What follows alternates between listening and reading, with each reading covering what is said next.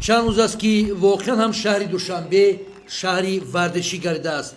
در قصر تنیس و مجموعه نمودهای آبی شهر دوشنبه مراسم رسمی افتتاح 14مین مسابقه بین المللی اوید به تنیس میدانی برای دریافت جام پرزیدنت جمهوری تاجیکستان در سال 2024 دایر گردیده به یک جشن واقعی ورزش تنیس میدانی تبدیل یافت. در مسابقه 63 نفر ورزشگران از 13 دولت اشتراک می‌نمایند. از جمله ورزشگران از جمهوری مردمی چین، فدراسیون روسیه، هندوستان، ایران، رومانیا، عمان، کره جنوبی، ازبکستان، قرقیزستان، قزاقستان، ترکمنستان، تایلند و تاجیکستان بین هم رقابت می‌کنند. در مراسم رسمی افتتاح مسابقه معاون سروزیر جمهوری تاجیکستان دلربا منصوری از توجه و غمخوری‌های دائمی حکومت مملکت نسبت به رشد ساحه تربیت جسمانی و ورزش یادآور شدند.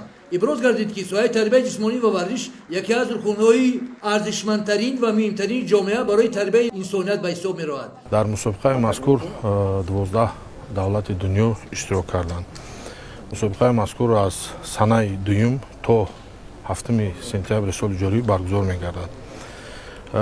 این مسابقه یک امکان خوب می‌دهد به ورزشگران ما یک تجربه کلان بین‌المللی را در وطن خود گیرند. امروز 4 نفر ورزشگران بهترین ما این سامان امانوف، امینه بیکова، سایرا رجبالیова و انیسا یایویوا که اعضای دسته منتخب ملی میباشند در مسابقه مذکور خوب برآمد کرده ایستادند.